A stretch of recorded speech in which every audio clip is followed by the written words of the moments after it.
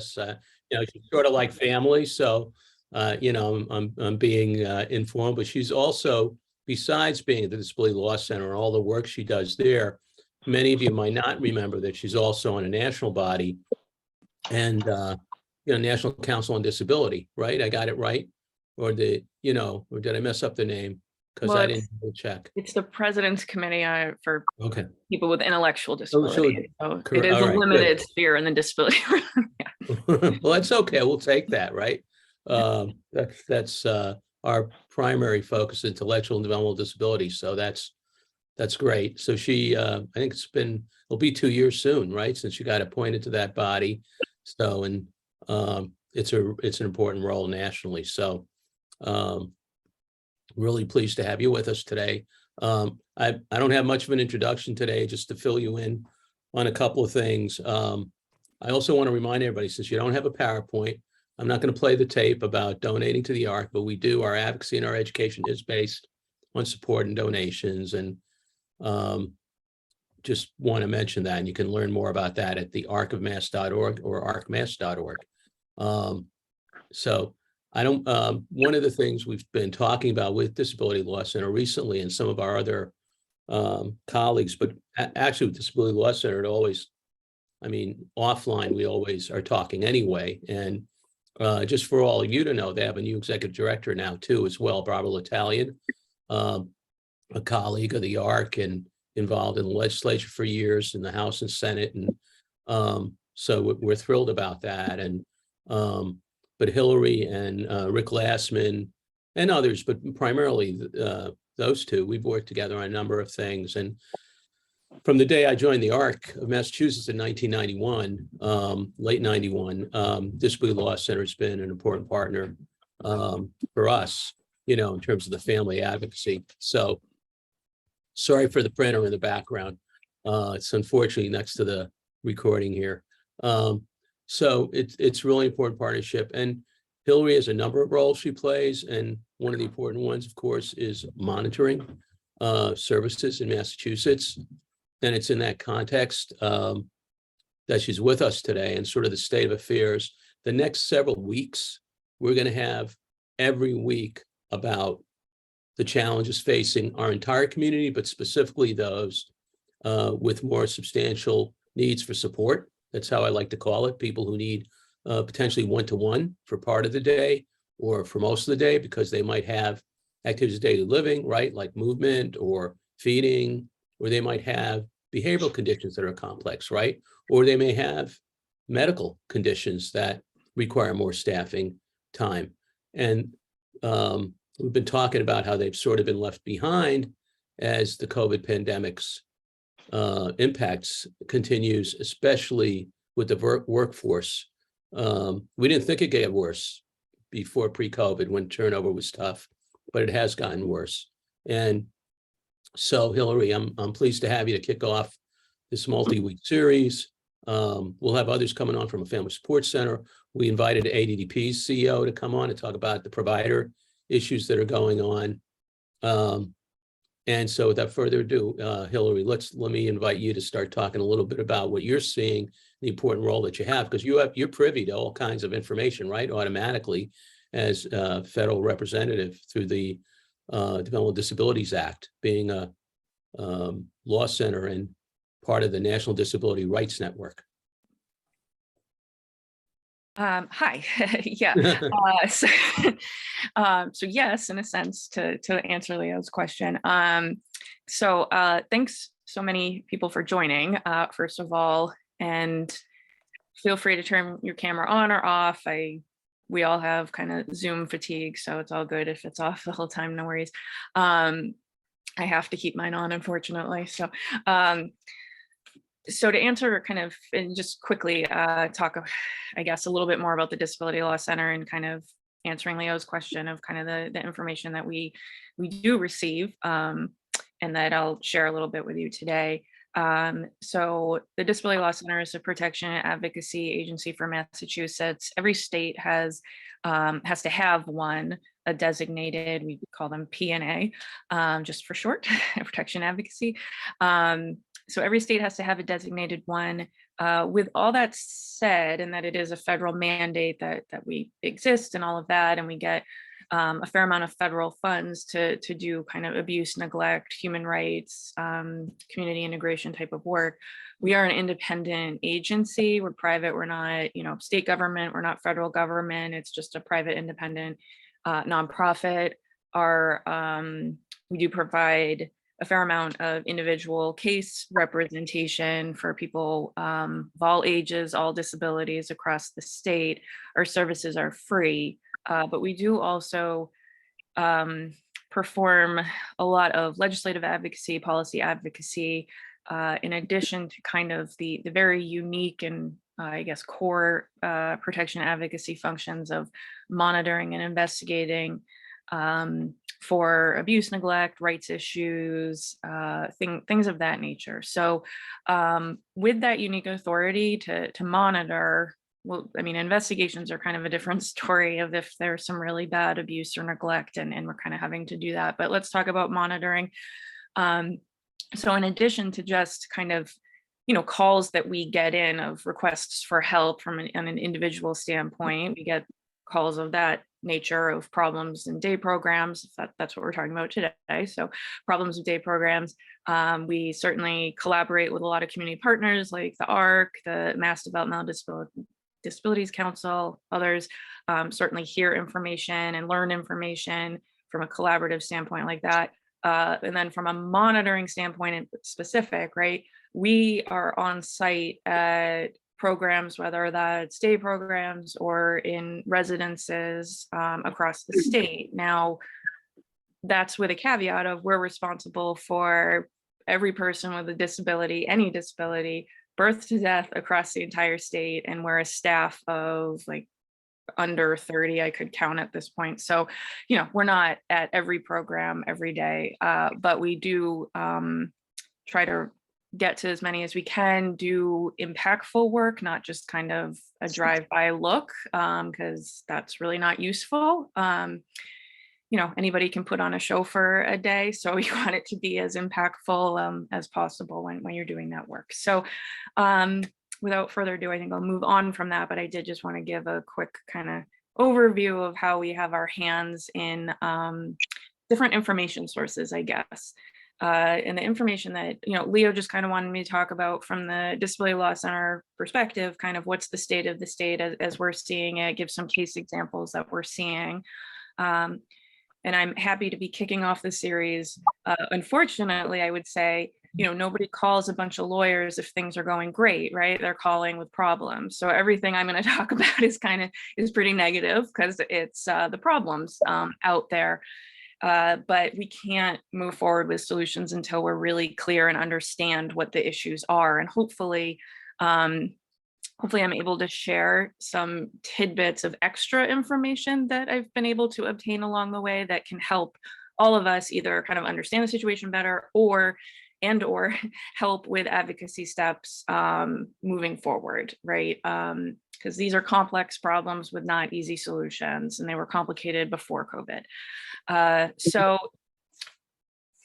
pre-COVID, we at DLC, and I did a lot of them, we did a ton of monitoring of day habilitation programs across the state. And we did that with an eye towards some community integration type of issues of people actually getting out of their day programs or not getting out of their day programs. So I'm sharing that with you just to say pre-COVID, I had a number of providers talk to me about how, and today we're going to talk about like day programs, CBDS and day habs, but I'm a little focusing on day hab right now because of our more extensive work in the day hab setting.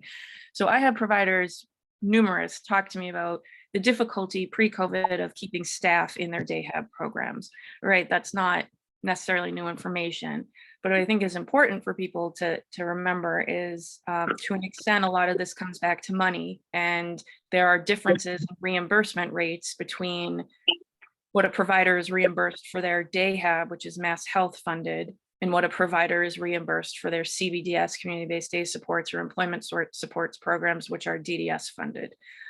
So we would have providers talking to us about how difficult it was to staff their day habs, particularly day habs serving people with higher needs, and even more specifically, people with significant ADL needs, so feeding, toileting, things like that.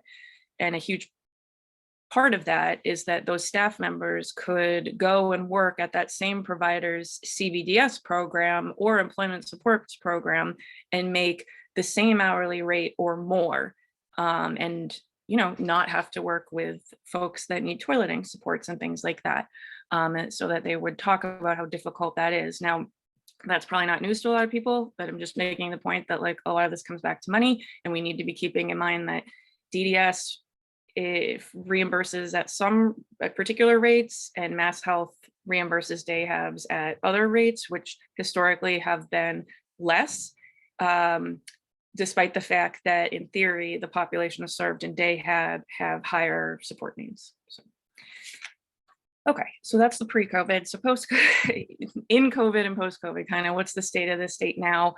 I think it's probably not news to a lot of people, as Leo just talked about, that what we're seeing both CBDS and day hab program wise, and this is again through monitoring, individuals calling, family members calling, and discussions with community partners.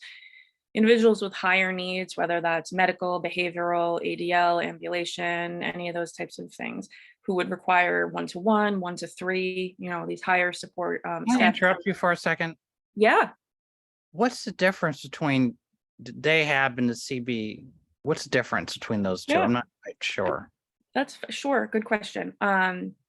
So from a licensing, contracting, funding standpoint, the difference is Mass Health runs day habilitation programs, DDS runs community-based day supports programs. Now, the population served in both of those programs are people that are DDS eligible folks, so they have intellectual or developmental disabilities.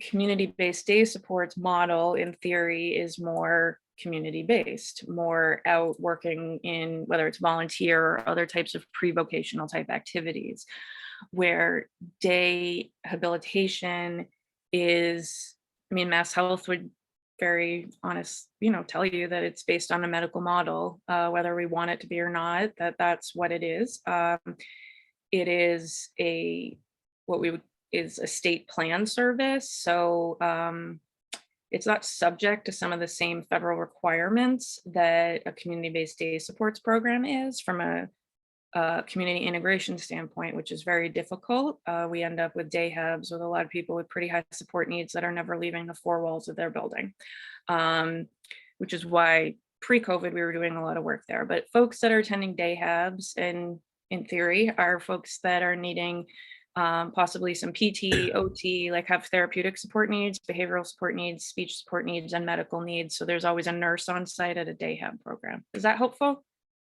I think so. So Okay. people at day habs presumably will need or have higher support needs.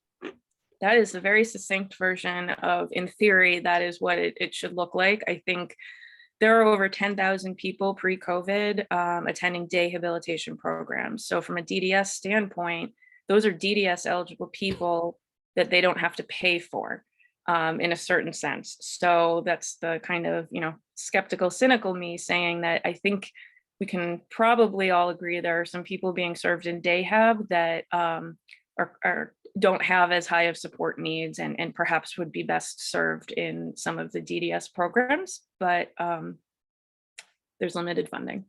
Hillary, could I add? I'm hearing, Yeah. I'm trying to understand, you were saying that there are people who work in different places. So I was trying to understand Yeah. the distinction. It sounds like the distinction is people who work in day habs, like, in between four walls, versus people who work in the community.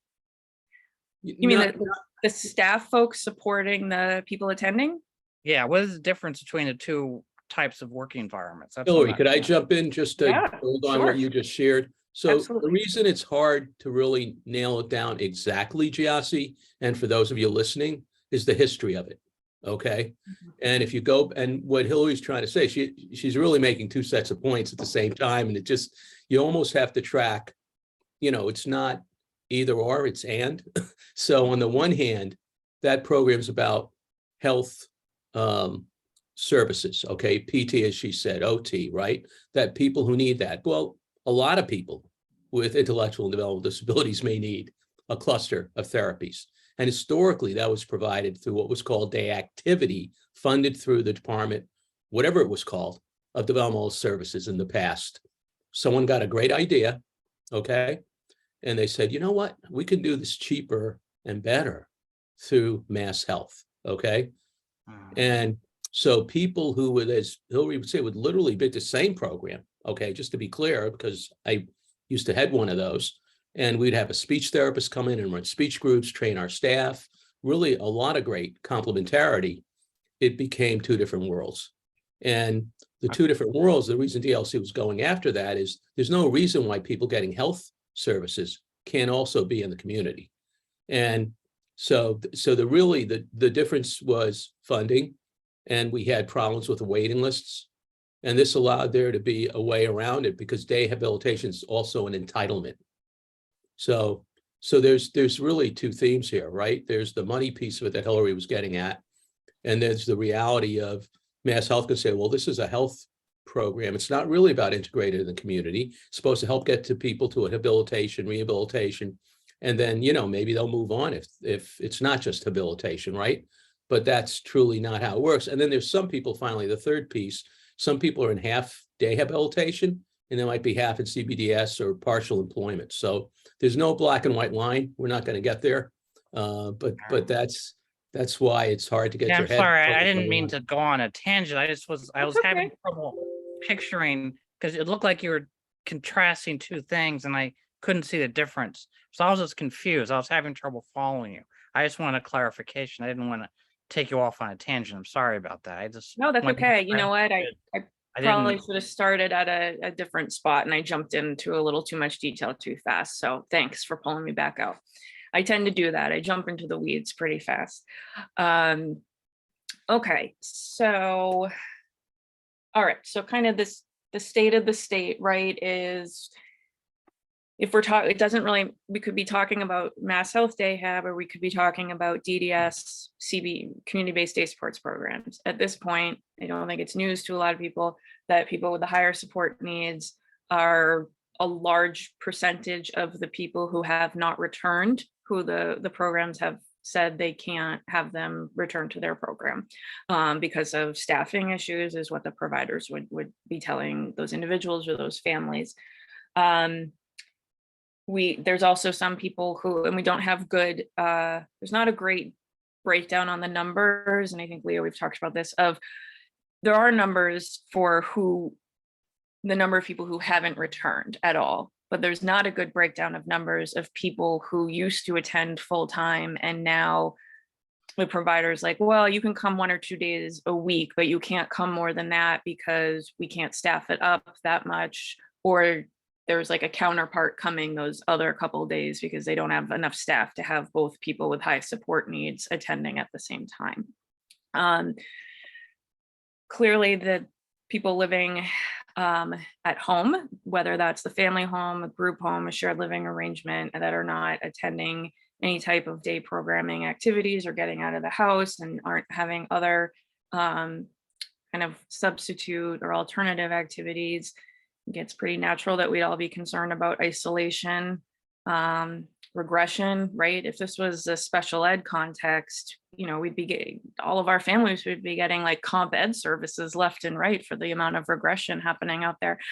But that's not the context that we're in. But I think we're still concerned about isolation, regression of skills, and caregiver, if somebody's at home with their family, caregiver stress and increased caregiver responsibilities. Now, for people living this isn't news to anybody at all. And I just would encourage you to remember that these sessions are recorded. So this is being recorded, and there will be a link to this.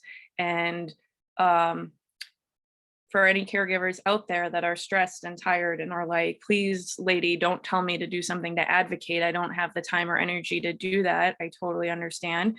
But what you could do is, if there is a link to this discussion, which there will be, because it's recorded on the ARC's website, you can copy and paste that link in an email and send it to your state legislators, right? So you don't have to I'm trying to give you a suggestion for like a short, easy, low energy advocacy step that we can take as a group to continue to tell our state legislators, reps and senators about the funding problems and how bad this really is for the most vulnerable citizens that we have in our state. So that's just a suggestion.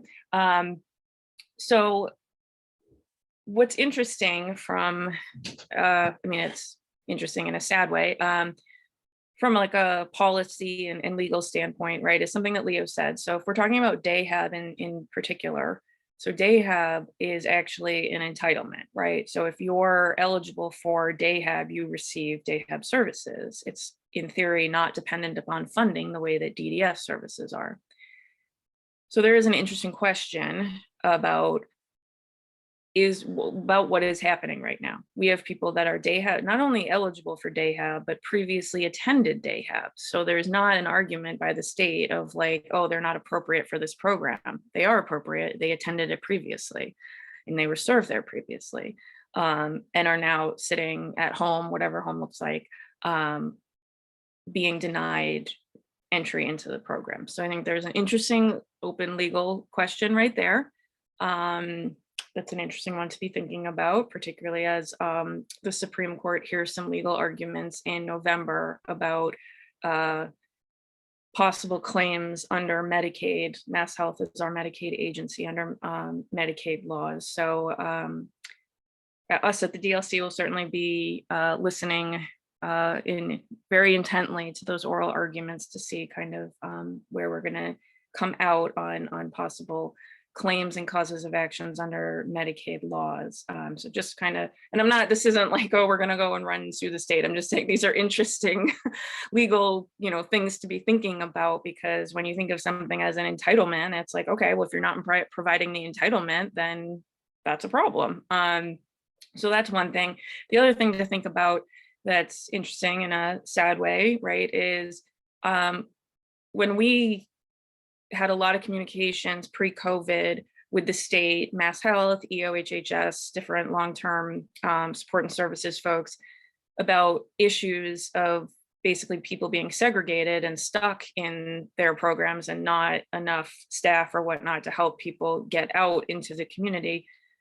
A lot of times we were told, well, it's a medical model. It's focused on like the health and habilitative needs of people. So like, it's not focused on community integration. If you want that, go to DDS's community-based day supports. You can understand some frustrations with that response. But now, fast forward, and let's think about that response of they're saying it's a medical model, all of that. And the people that are being stuck at home and not essentially invited back are the people who would be the highest, like be the most appropriate, so to speak, or the most in need of this medical model, right? The different habilitative supports, and therapeutic supports, whether that's behavioral supports, clinical supports, OTPT, those types of things. So I think from a policy and kind of legal standpoint, there's some upsetting but interesting things to be thinking about there that are other points of advocacy for us to think about how to attack as a community. So I think, Leo, I was going to do a couple like specific case examples just quickly for folks. I'll try to keep them a pretty high level because I'm guessing a lot of people either are experiencing similar things themselves or know people who are.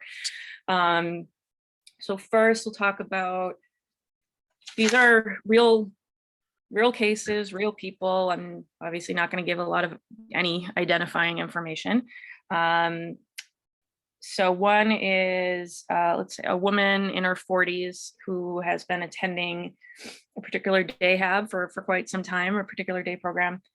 In comparison to other people at the program, she does have a little bit higher behavioral needs. As far as a day program goes, there's some reasonably independent folks that have attended, and she has some behavioral support needs that are higher than other people in the program.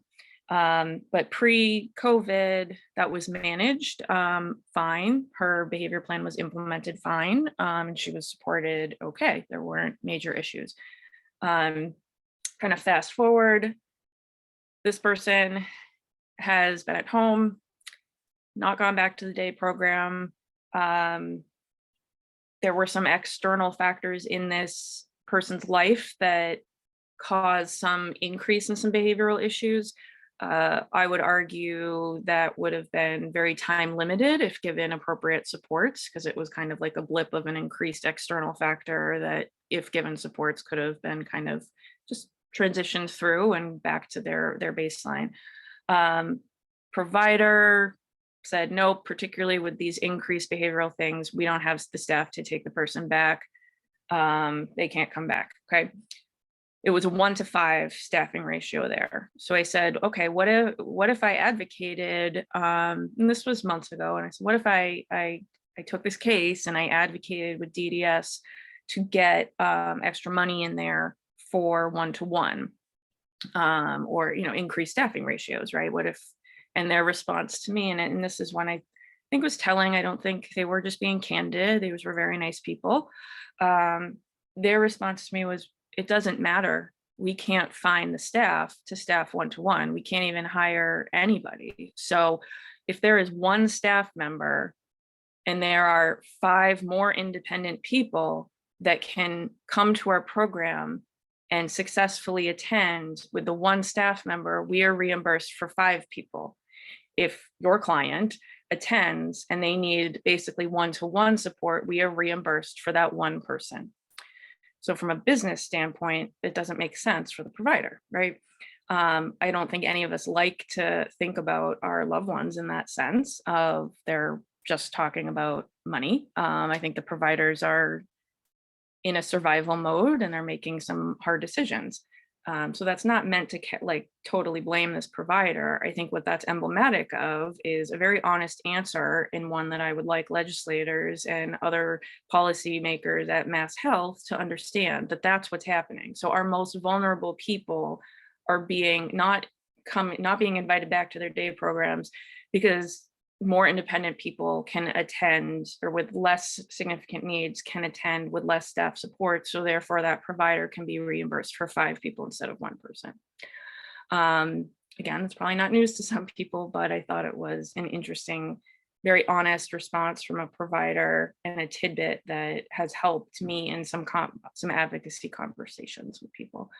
The positive side of this one is, after some discussions here and there, this client, she's attending now 2 days a week and has been successfully doing it. So it's not the best outcome, but at least it's better than it was, which is sad, but it's better than it was.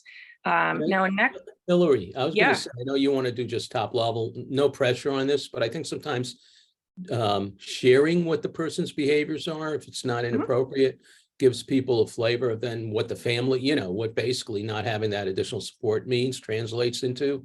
Yeah.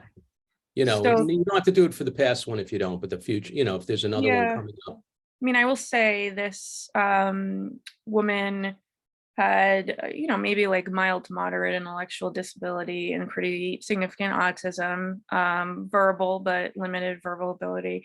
And just kind of, you know, throwing that all together from a behavioral standpoint, it, you know, there was like a lot of like bolting type behaviors. I'm not aggressive, or you know, I don't like using that word, but Yeah, like self-abuse or not hitting a lot other. of like real physical type of behaviors. It would just be like really elevated volumes and getting very close to people, which with COVID, you know, it was just complicated because they weren't wearing a mask and all this other. So I mean, that was the behavioral support needs, which in the grand scheme of things, I think there's probably people on this call that are like, that's not even that tricky. I put that in the context of, this was a program that in the context of that program, those were higher behavioral needs than the other program attendees. So that's just the context of the other folks in the population, I think, is what matters there a lot. Okay, then the next one, which also, and I'll stop after this one because I don't want to keep droning on about them. But another one is this person has a little bit different profile. So she's about 30 or early 30s, I think. profile there is not, the high level needs is not related to kind of behavioral clinical needs in that way, more ADL support needs and ambulation, things around that. This person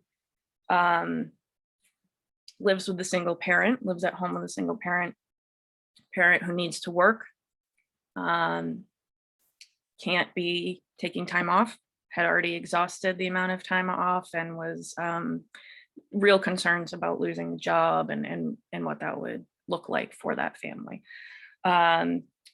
So this person actually did start back at their day program, and their day program, they actually, like Leo said, sometimes people are able to, go to a day hub, but have a split in some CBDS hours. So this was somebody that had kind of a combo.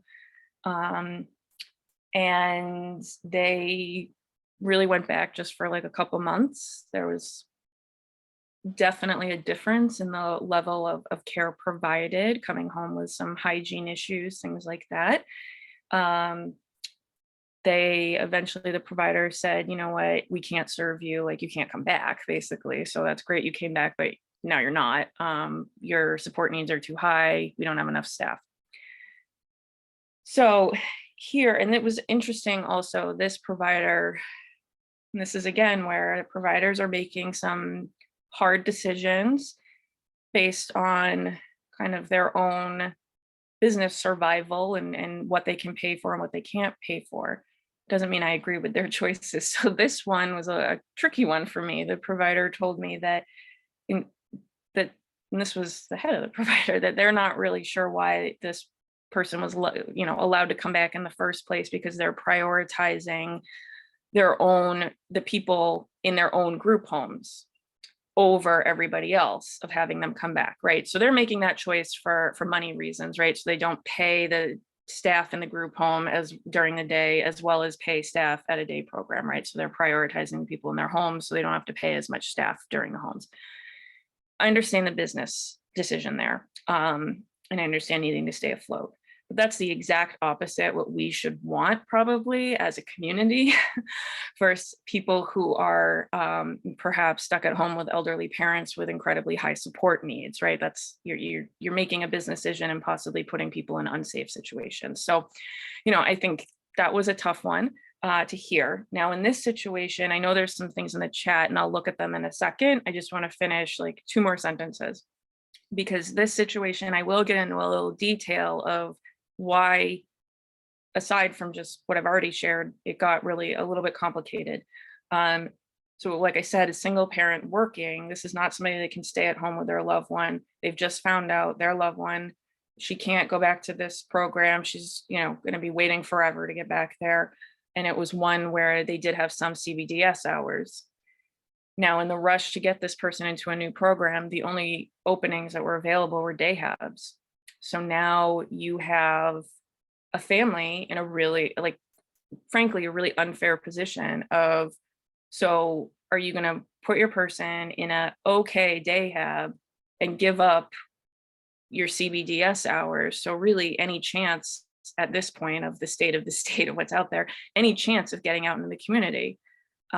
This family, she, parent opted to do that because she had to go back to work and doesn't have the luxury of fighting, engaging in kind of the appeals and the fights about, no, I'm not giving up these CBDS hours, because there starts to be some implications of rights to get out in the community with those hours. So just wanted to share that it can kind of get really complicated from a legal standpoint also of whether it's CBDS or day hub, and you're being asked to make some choices of giving up basically rights to hopefully more time in the community.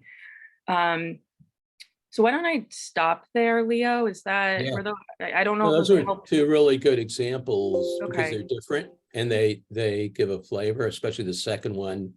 Of course, I'd be telling that family, do not give up your plan of care, on the just go with what you need to do on an emergency basis, right? Yep. And let DDS know, you're being forced to do this because you can't lose your job. But of course, easier said than done, right? Because I'm sure they would get some kind of blowback. Yeah, people, Christine and Lucy had some comments. So Yeah, Maybe let we me. can go to those first. Okay. And Mhm. you mentioned there's pretty good data. Okay. I think probably Hillary, maybe you do have names. You're thinking people should have names of those that are not on the census anymore, that aren't going back. So from the 10,000 to the 7,200 that have not returned at all.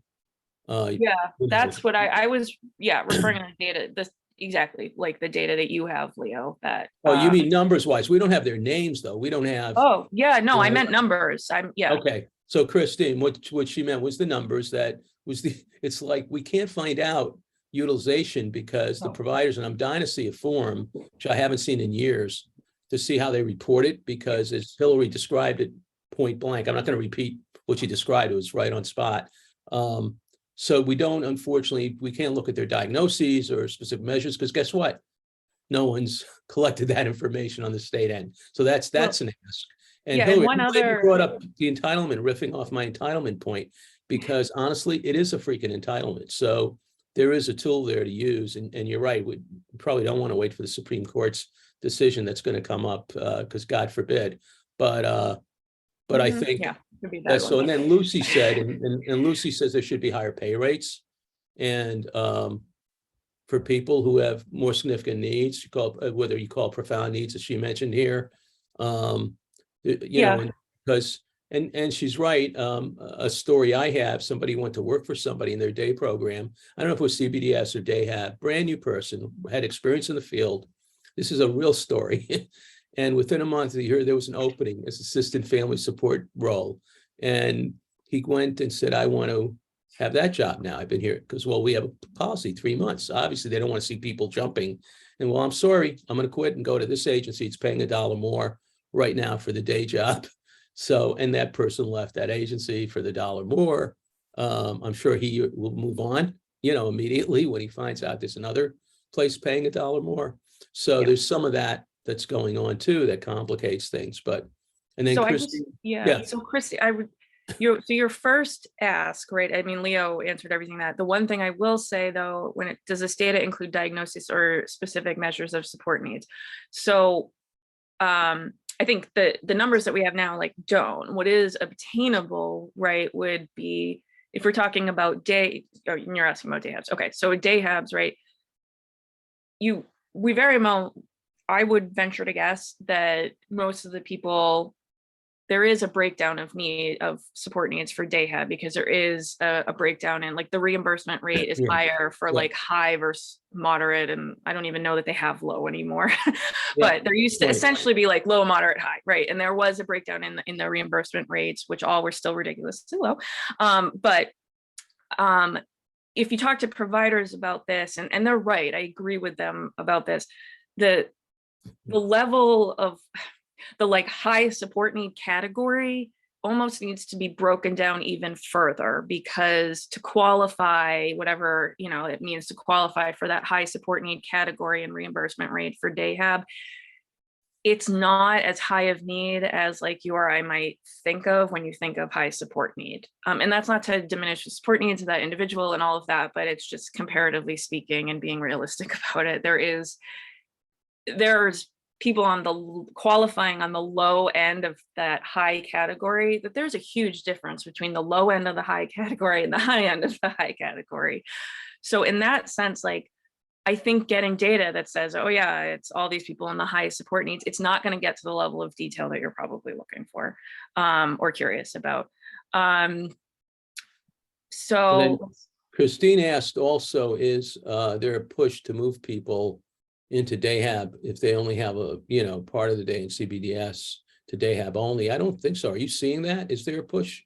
Well, you saw it there. You saw it. I mean, the one case example, yeah, sure. But well, and I think the case example, there were some pretty difficult statements made on the provider, and that were discouraging about perhaps the person would be better served in Dayhab, where the expectations are different. And it was kind of like expectations that somebody doesn't sit in their, like, you know, unhygienic situation all day. Like, that's the expectations you're talking about. So, you know, so that was a disappointing statement. But Christine, I'm not sure I can fully answer that question, really. I can't answer that. I don't have other information on that. I'll just say my Yeah. son, we just received notice that that is going to happen for him. And Based so I on what? wondered if it was, Based on what, though? You have a plan of care. I would assume he's got some federal dollars. You have rights and responsibilities. They can't just unilaterally change it, by the way. So you could actually ask for a ISP modification meeting. I'm assuming it's in a plan of care. That's that federal, it's that one-page thing, right? Again, I haven't seen that one in a the few notice years. from Mass Health, and it reads as though it's not appealable, which is what I didn't understand. And it's midstream, not in connection with his annual ISP or plan of care. Well, hold it. Is that related to, though, the supplemental payment from Yeah, DD? it's, oh, Yeah, it's the that's one-to-one. Okay, I'm that's sorry, different. that's different. That's different. Okay, I Yeah. apologize. No, and I think that, I mean, that's an important thing to talk about, just so people are aware. And at DLC, part of any DAHAB monitoring that we're doing right now is seeing, and it's going to take some time, is to see the impact of this policy change that's happening. Because for people who don't know, previously, pre-October, basically this month, if somebody got one-to-one supports, RAP supports, whatever they wanted to call them, in DAHAB, because typically the ratios are not one-to-one. So if your person has higher needs for particular safety reasons and you got one-to-one, that was actually paid for by DDS. That has now been switched. So DDS does not pay for that anymore. It is apparently now being paid for by Mass Health, and in theory is not impacting your loved one's rights at all. I think, like I say, in theory, like, I want to see how this plays out. I think a lot of people have a lot of questions about this. What a factual statement that I will make, and not put any advocacy spin on it, even if I want to, is that, as people might know, there are some federal regulations going into like complete effect in 2023 that are home and community-based community rule. People refer to them as different things. The impact of that is that if it is a home and community-based waiver service, which CBDS is a home and community-based waiver service, that one-to-one RAP money from DDS is a home and community-based waiver service. So these federal regulations that are going to be going into effect very soon require some wonderful things around choice, around rights to the community, which is, to me, ridiculous. We're still talking about it, but it provides a little bit more of like a accountability measure than had pre-existed. And there, in theory, you could file complaints and things like that, right, related to it. Now, DAHAB, the way that it exists now, it is not a home and community-based waiver service. It's a state plan service. That's why it matters to know it's a state plan service. So these regulations that require access to the community in the same manner that somebody who's not receiving a waiver service, that's a lot of community access, right? That would require things around choice and stuff like that. Mass Health DAHAB is not subject to those. There was a question, if you had DDS RAP money funneling into that DAHAB, does that make them subject to those? And I would have argued yes, but at this point, DDS has removed that RAP money. So now DAHAB is completely state plan money and is not subject to those federal regulations, which is disappointing. So that might be a reason why they did it. I just want to get back. There's like a bunch of people. Oh, I'm so sorry. Yeah. And Oh, that's okay. It's all right. No. So let's just go to first place. The money that would have gone to DAHAB, it's not going to DAHAB. Okay, so let's be really clear. There's some maybe accommodations or enhancements made, and the enhancements are around virtual, still allowing some of that, but it's very limited because it's 15 minutes at a time. So it's not really a moneymaker. So the state's saving money in DAHAB, bottom line. And then the questions are again about people. There's an upcoming change whereby DAHAB is going to be more of a medical model, somebody asked. Hence, many current people who are leading less staff supports or higher function, however you want to describe it, are looking to transition fully to CBDS. I'm not clear, like I didn't hear that one. DDS seems to be giving blanket denials. claiming funding issues. I think people should go through an appeal process. If you do want yourself or your son or daughter, brother or sister to go to CBDS, you should go through an appeal process. Hillary, do you want to answer that one?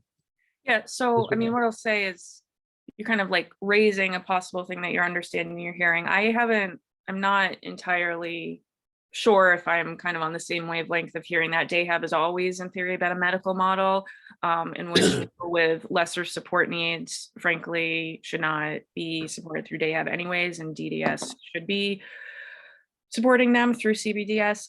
But the reality is DDS does have, everything is dependent upon their funding allocations, and they don't have enough money to pay for every person who wants to and theoretically should be in community-based day support. So if they're giving blanket denial claims on those funding issues, if you're talking about turning 22 versus people who have already been in the system, so to speak, there might be some differentiation there, and you can always appeal that. But without knowing a lot of specifics, it's hard to answer that.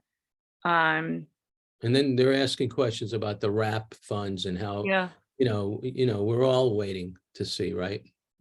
Yeah. Go ahead. Yeah, I think, is Mass Health paying the same rate that DDS paid for former? Yeah, some of this is it's literally just been rolled out this month, and I think I'll just say, as from the family member perspective, dealing with DDS when you have questions or things like that can be difficult in and of itself, of trying to get an answer.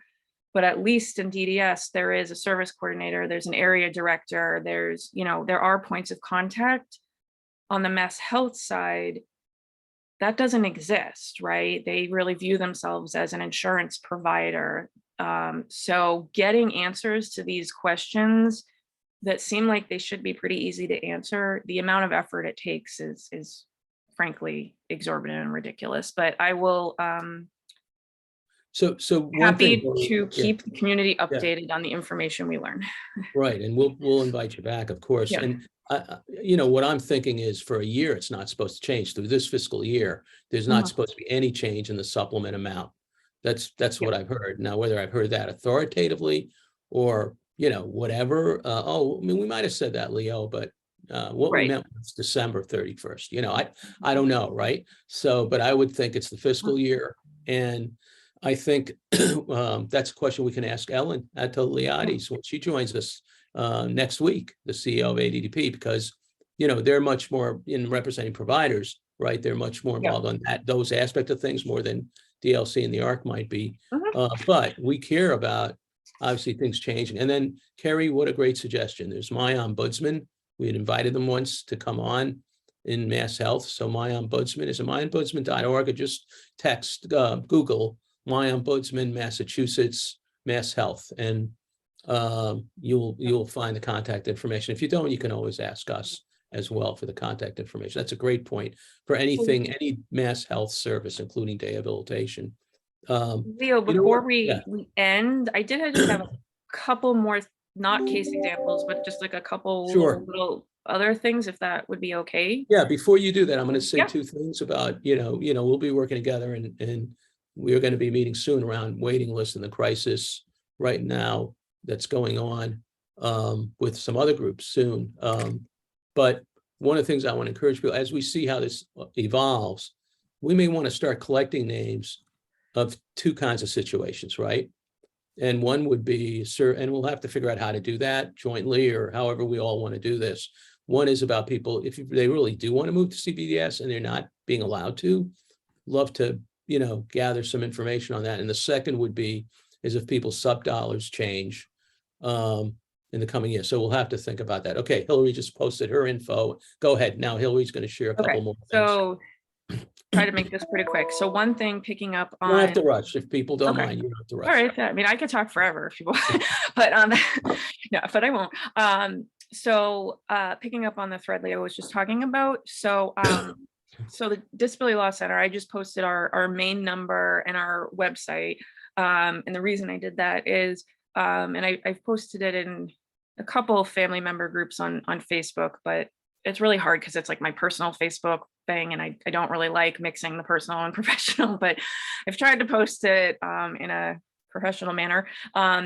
So we would love to hear, I mean, love in a sad way, love to hear from people who a specific kind of subgroup. And it's not that we don't care about other people, but we're looking for a specific subgroup, kind of people with in the day-hab context who have high support, well, whether they have high support needs or not, that have not returned at all to day-hab, that the provider has said, nope, nope, nope, you still can't return, right?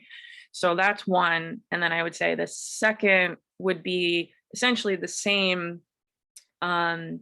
situation, except it's somebody that's returned like very part-time when they used to attend full-time, and either the reason given, or frankly the common sense obvious reason, is because they have very high support needs. So if you, or your loved one, people that fall into that, if you wouldn't mind sharing that information with us, that is really helpful. And I've given you the main number and our website, because you can either call and essentially talk to our intake people, or you can complete on our website. There's a button or a tab or something that says like ask for help or request help or something, and you would fill it out there. I want to be clear that this isn't saying that we're going to represent you in your individual case. This is to help gather and work on this policy issue and this systemic advocacy. But if you're willing to do that, that would be great. And really helpful. And I know it's getting close to 1, and some people might not have beyond 1. So I did just want to kind of quickly go through, we've just talked about a lot of the problems, right? So somebody is, let's say, stuck in their either family home, a group home, shared living. They're not going back to a day program. They haven't been allowed back for one reason or another. And I think there are some offered solutions out there, or possible solutions that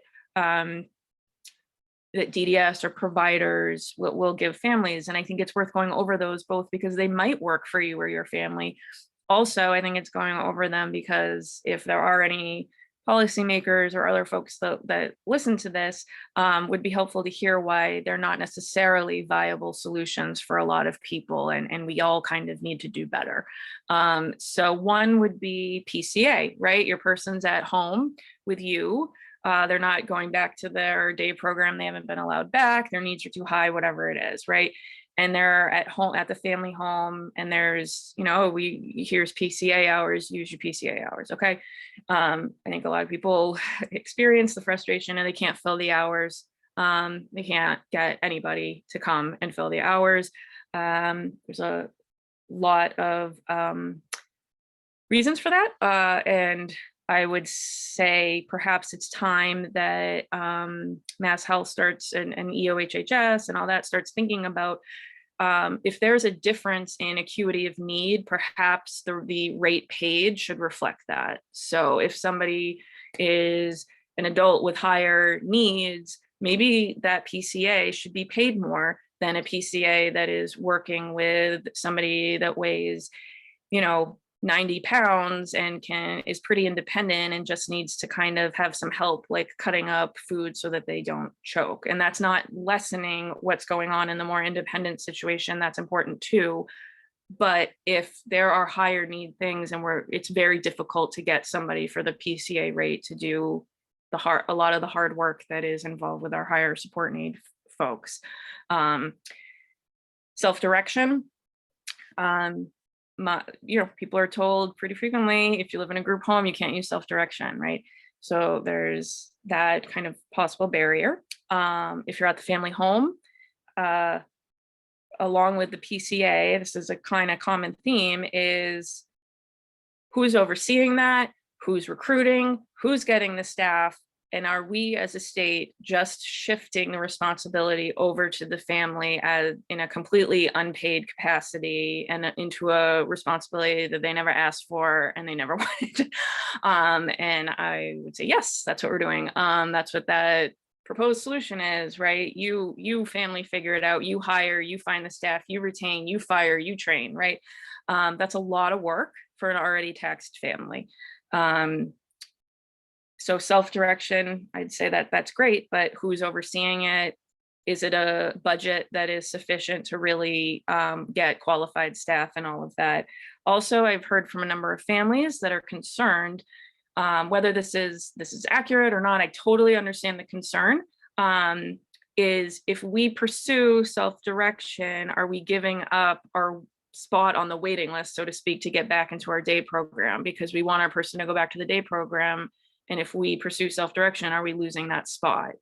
And that's a discussion that certainly is an important one to be having with DDS and ensuring that that's not happening if that's what your loved one and you want them ultimately returning to their day program. Final one, family supports like flexible spending money. This is great too, sure, like with self-direction and the flexible and the family support money. That's great because you could pay somebody a higher rate than you can pay a PCA. So that's great. But like, should you really be having to pay somebody $30 an hour or something out of your budget just to get a respite for yourself? I don't know. That's a question I just put out there. Is that the model that the state is really intending? And that's the intention of how these programs are working for families. I would say that's not the intention of the program, but that's starting to be what they look like.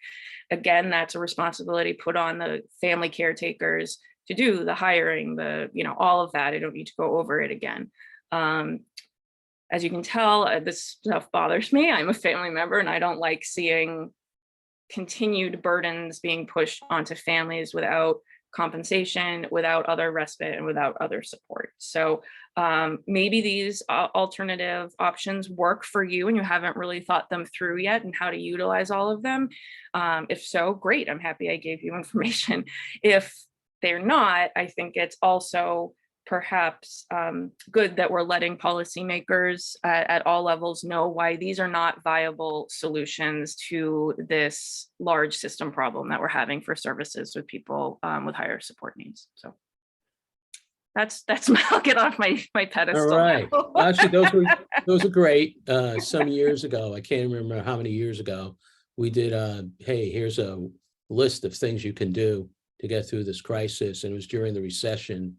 And it's floating around somewhere. We'll have to find it and update it. But that was a list like you described was really helpful, Hillary. Thank you. And thank you for being with us today. I think it's a great recording to share with people because of the things Hillary touched on, because of the questions you all raised and concerns. And yeah, we will look into a special PCA episode of Leo Live to talk about the dilemmas with that, especially PCA as it exists now, at the rate as Hillary touched on it, as well as without queuing and prompting. So what it translates into in terms of number of hours a week. So thanks everybody for being with us. You guys hung in there. They loved your topic, Hillary. Yeah, I guess, sorry, kind of a downer topic. well, it's downer, it's important. reality though. It's reality and it is reality. And we're going to do several weeks of this reality, but with different vantage points and then hoping you'll be back again with us in a few months. And we can talk about it some more. Okay. Thank Really you. appreciate it. Thank Really you all great so to much. see you. Okay. Good seeing everybody. Take care. Bye. See you next week. Bye-bye.